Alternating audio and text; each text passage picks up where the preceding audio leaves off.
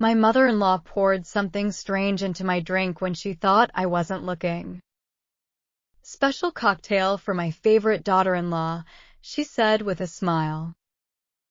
I thanked her and discreetly switched glasses with Raymond, who always criticized my career.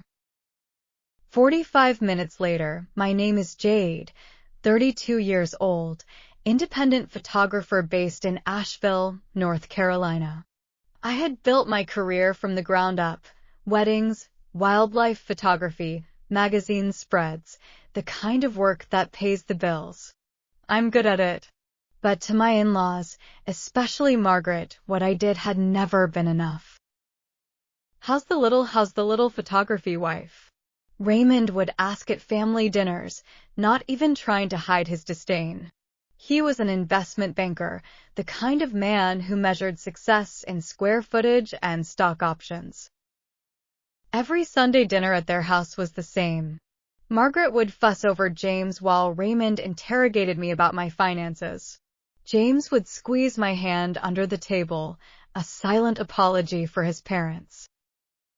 I'd been shooting a wildlife assignment in Montana all week, trudging through knee-deep snow to photograph bison for National Geographic. I was exhausted, but James insisted we couldn't miss his mother's birthday dinner. Just a couple of hours, he promised. I should have listened to the knot in my stomach when Margaret cornered me in the kitchen, her eyes darting around before she handed me that drink, the slight tremor in her fingers as she said, "I made it special just for you." Something wasn't right. I just didn't know how wrong it was about to get. James and I met 6 years ago at an art exhibition where my work was featured. He was an environmental scientist, finishing his master's in environmental science while I was just starting to make a name for myself. We connected instantly. He understood my need to capture the world through a lens, and I admired his passion for protecting it. His parents, however, were another story. From our first meeting, Raymond made it clear he had expected someone different for his son, someone with a desk job, a retirement plan, a company car. Someone exactly like him. Margaret was subtler. She'd praise my photos while asking when I planned to settle into something stable. She'd invite me to family functions and introduce me as the photographer instead of her daughter-in-law. For years, I tried to win them over. I'd bring expensive wine to dinner, show them my published work, mention my high-profile clients. Nothing changed. They still saw me as someone who wasn't quite good enough for their son. Last Christmas, I overheard Margaret on the phone.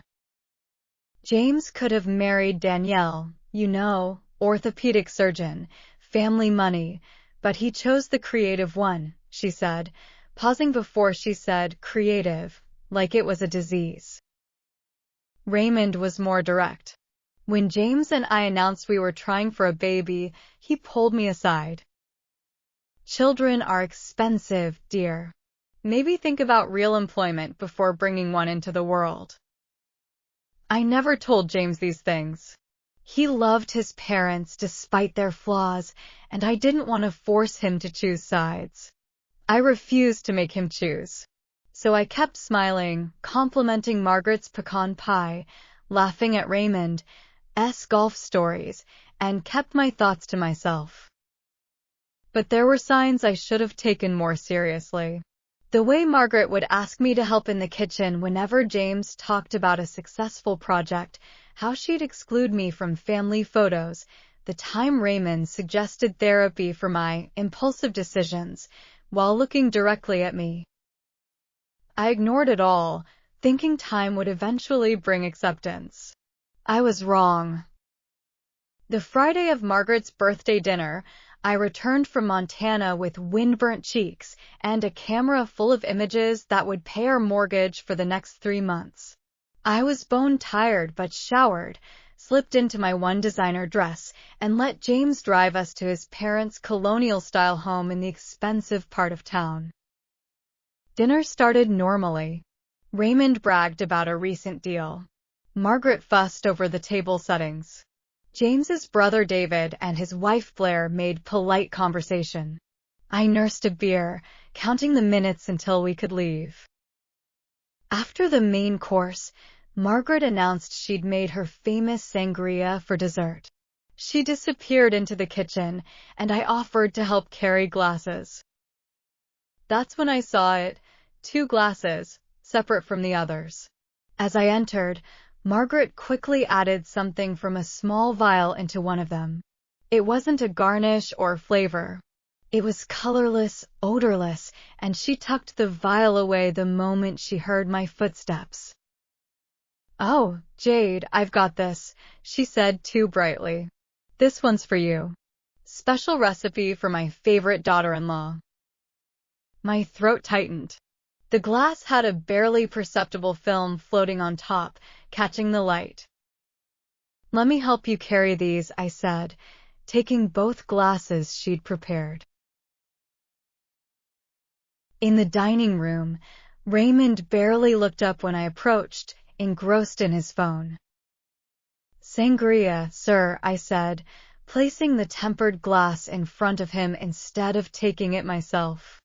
I watched him drink, making an excuse about preferring water with my dessert. 45 minutes later, Raymond was pale, sweating, and rushing to the bathroom. The violent sounds of his illness echoed through the house. Margaret's face drained of color when she realized what had happened. Her eyes met mine across the table, and in that moment I knew 2 things with absolute certainty. My mother-in-law had tried to poison me, and she knew that I knew. I didn't react, didn't confront her. I just ate my chocolate cake while James rushed to check on his father. In the chaos that followed, Raymond insisting it must have been food poisoning, Margaret stammering about bad shellfish, I quietly pocketed the untouched glass meant for me. Something had shifted inside me. The anger I felt wasn't hot or explosive. It was cold, deliberate. I wasn't just going to let this go, but I wasn't going to fight their way either. I was going to make them face exactly who they were. The Monday after the dinner, I took the glass to Jason, a former client who ran a toxicology lab. "Personal or professional?" he asked when I explained what I needed. "Family matters," I replied. 3 days later, he called. "Jade, there were benzodiazepines in that drink. Nothing lethal, but enough to knock someone out for hours, maybe cause some memory loss. Where did you get this?" I thanked him and asked for a written report. I didn't answer his question. That night, I told James the first wanted to skip Sunday dinner for a while. I said I needed to focus on an upcoming exhibition. He was disappointed but understood. I didn't tell him about the test results, not yet. I needed more information first. Over the next 2 weeks, I did some digging. Margaret had a prescription for Xanax from 3 different doctors.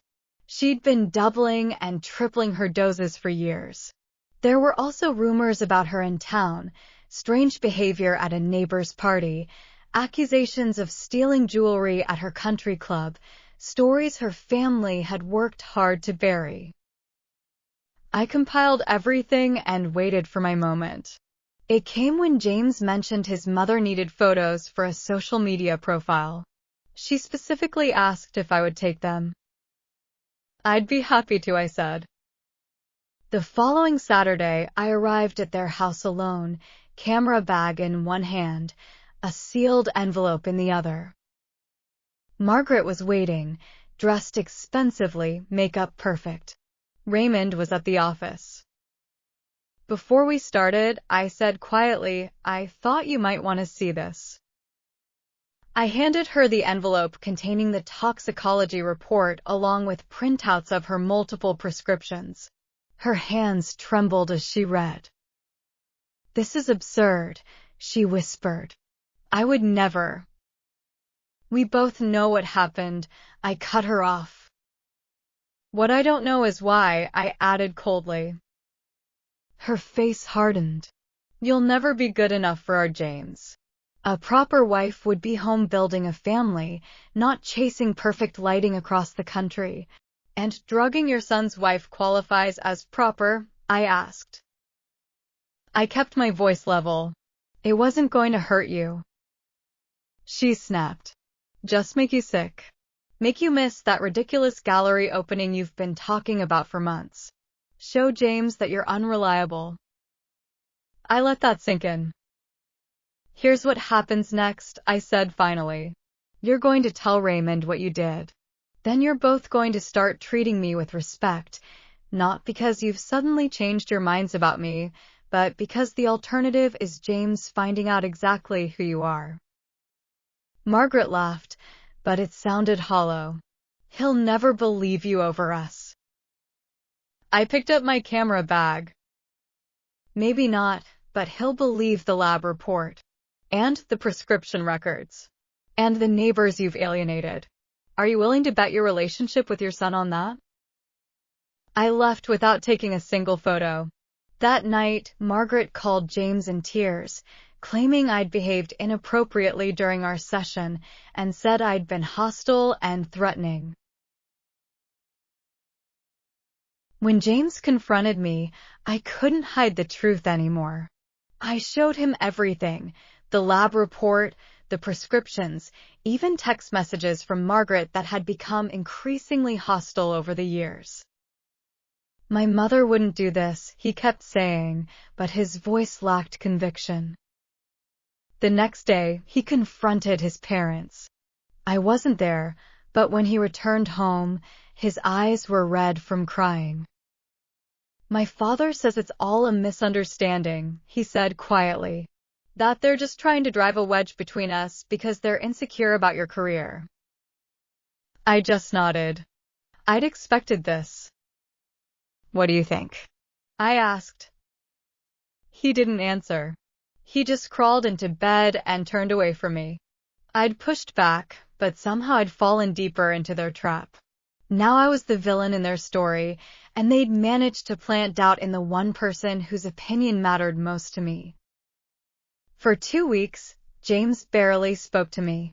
He went to his parents' house alone, came back with red eyes and new doubts. I threw myself into work, spending long hours in my studio, waiting for the storm to pass. Then a package arrived for me. No return address, just my name scrawled across the top in unfamiliar handwriting. Inside was a USB drive and a note. You should see this. It was from Blair.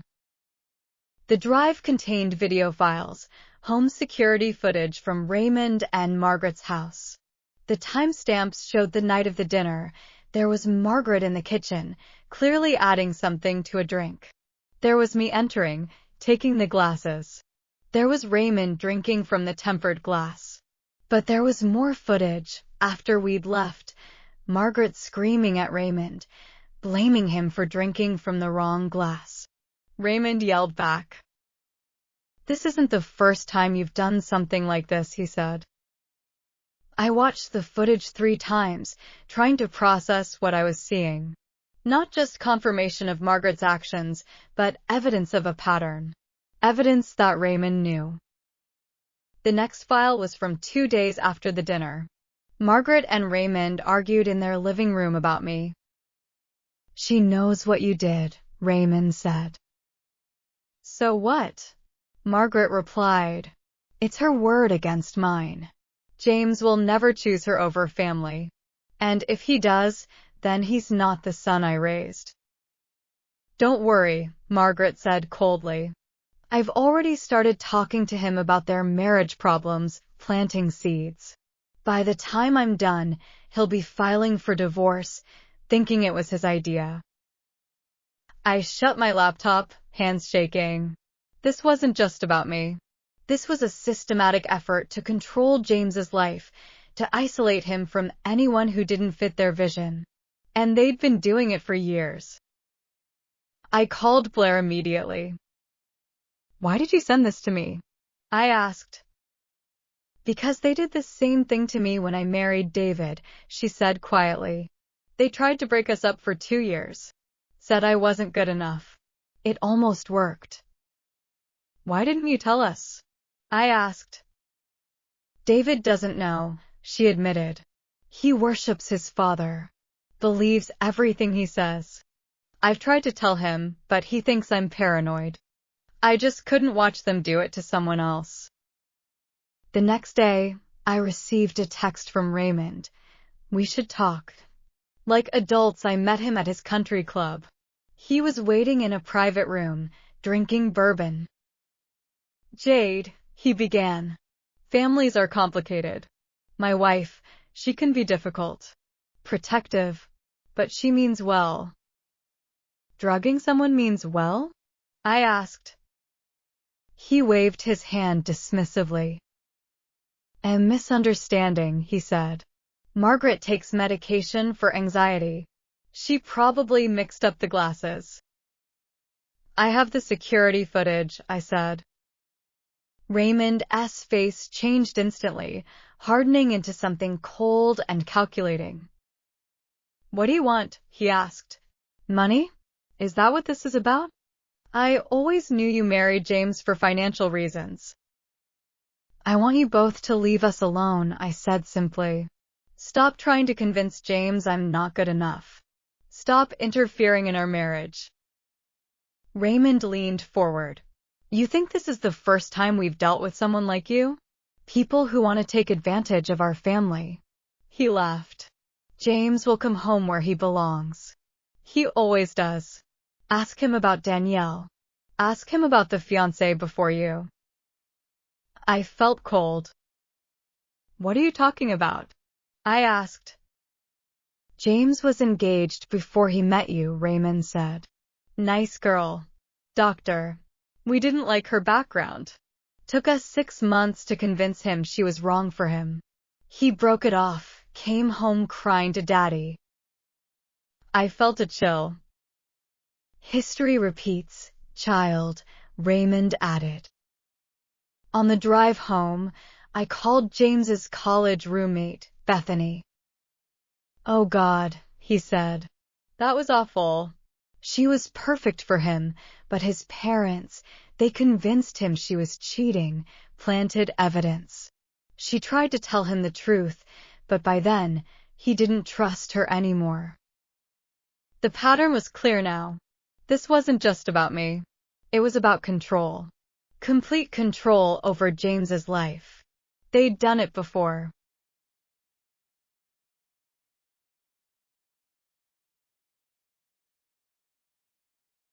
I didn't confront James immediately.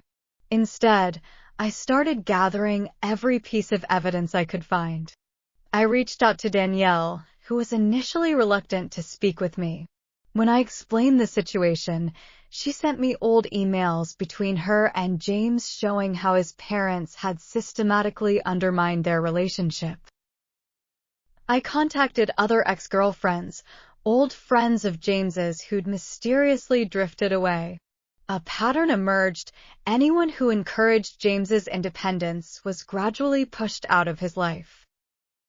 Blair provided more security footage showing Margaret and Raymond discussing their plans for us. Once they divorce, Raymond said in one clip, we'll convince him to move back home. He can run the foundation, meet suitable women. I compiled everything onto a single drive, then invited David and Blair over for dinner, without telling James. I was about to destroy his family's image. Over dessert, I connected my laptop to our TV. There's something you both need to see, I said. For the next hour, we watched the footage together. James sat motionless, his face pale. David kept shaking his head, muttering, "That's not my parents." When it was over, James turned to me, tears streaming down his face. "Why didn't you tell me sooner?" "Because I needed you to see for yourself," I said. "All of it. Not just what they did to me, but what they've been doing to you your entire life." David stood up, furious. You've edited these videos. My parents wouldn't do this." Blair touched his arm. They did it to us too, David. Why do you think they suddenly started liking me after we had Liam? Because a grandchild meant they had leverage. The color drained from David's face. You never told me. I tried, Blair whispered. You wouldn't listen. Later that night, James crawled into bed beside me. I need time to process this, he said softly. But I believe you. And I'm sorry I doubted you. The next morning, Margaret called James. Darling, I was thinking you should come stay with us for a while, she said cheerfully. Your father and I are worried about you. Marriage is hard, and sometimes separation can give clarity. Mom, James interrupted. I've seen the videos. Silence. Then what? Margaret asked. The security footage of you drugging Jade's drink. Of you and Dad plotting to break up our marriage. Another pause. James, whatever she's shown you has been manipulated. You know Jade has always been jealous of our family. Stop. James's voice was firm. We're coming over tonight, all of us. David, Blair, Helly, and me. We're going to talk about this as a family. No more lies. After she hung up, James turned to me. They'll deny everything. They'll try to turn this around on you. I know, I nodded. But they'll have to accept that we have our own life now.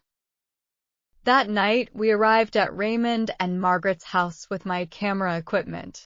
David and Blair were already there, sitting stiffly in the living room. Raymond seemed confident. I understand there's been a misunderstanding, he said. No misunderstanding, I interrupted, setting up my tripod. I'm documenting this conversation for the family archives. Margaret objected immediately. This is a private family business. Exactly, I agreed. Family business. And I'm family, even though you've tried very hard to change that. For the next 2 hours, we laid it all out. The drink, the manipulation, Danielle, the other ex-girlfriends, the pattern that had shaped James and David's entire lives. Raymond and Margaret denied everything, of course, called me unuseful, manipulative, but with each denial, I played another clip, showed another email. Their faces grew paler, their denials weaker.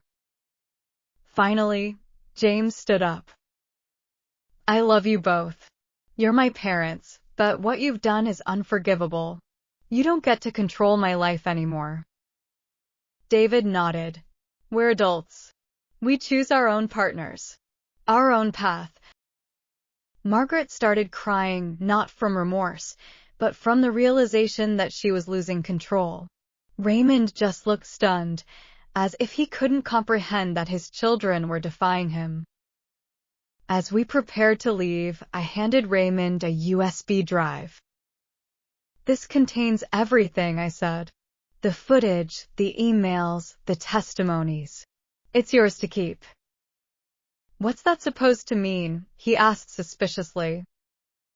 It means that I'm not going to ruin your reputation by sharing this with anyone else. That would hurt James, and I would never do that. I paused. But if you ever try to interfere in our marriage again, if you ever try to manipulate James or speak against me, copies will go to every member of your country club, your business partners, and your precious social circle. For the first time since I'd met him, Raymond looked at me with something resembling respect. I underestimated you, he said. Yes, I said simply. You did.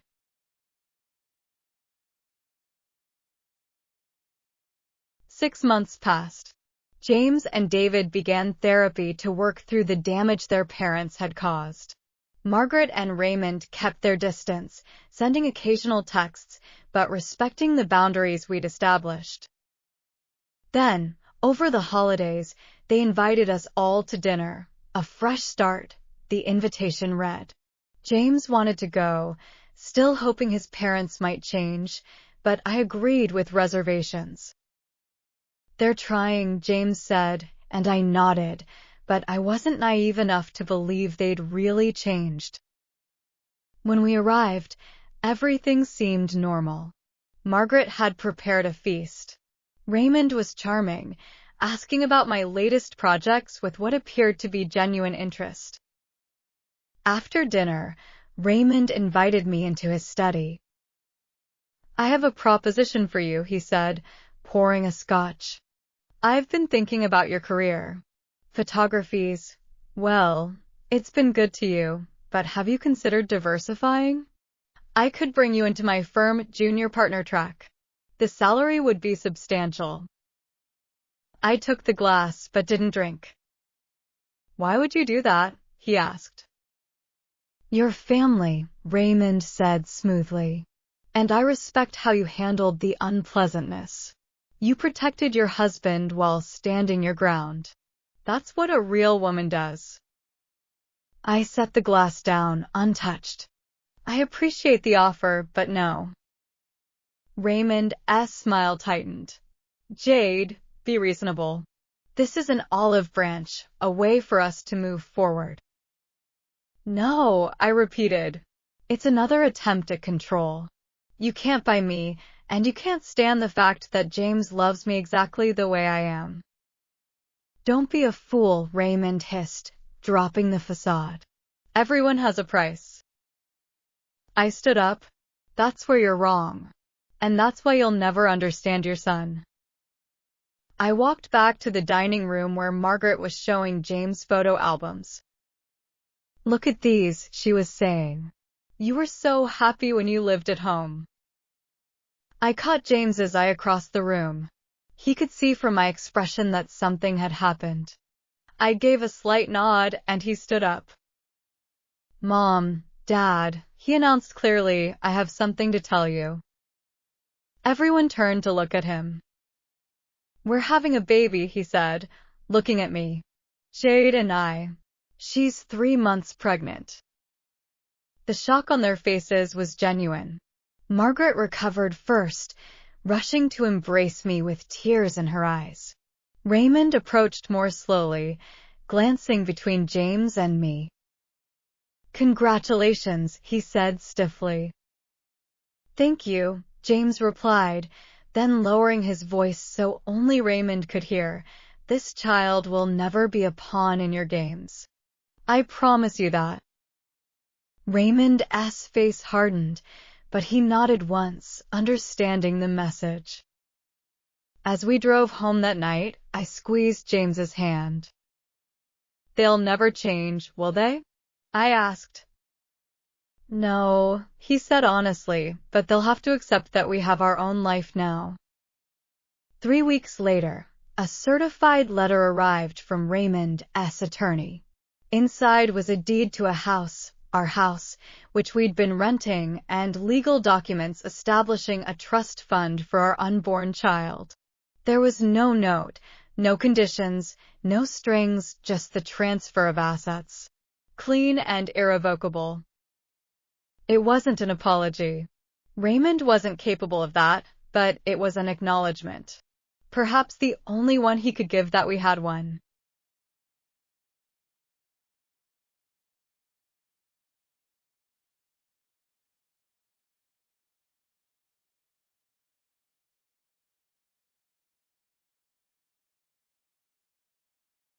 Our daughter was born in the summer.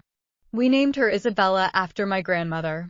When Margaret and Raymond came to the hospital, they brought gifts, but maintained a respectful distance. They cooed over the baby, took photos, and left without trying to give us parenting advice or financial lectures. Months passed, and our relationship with them settled into something resembling normalcy.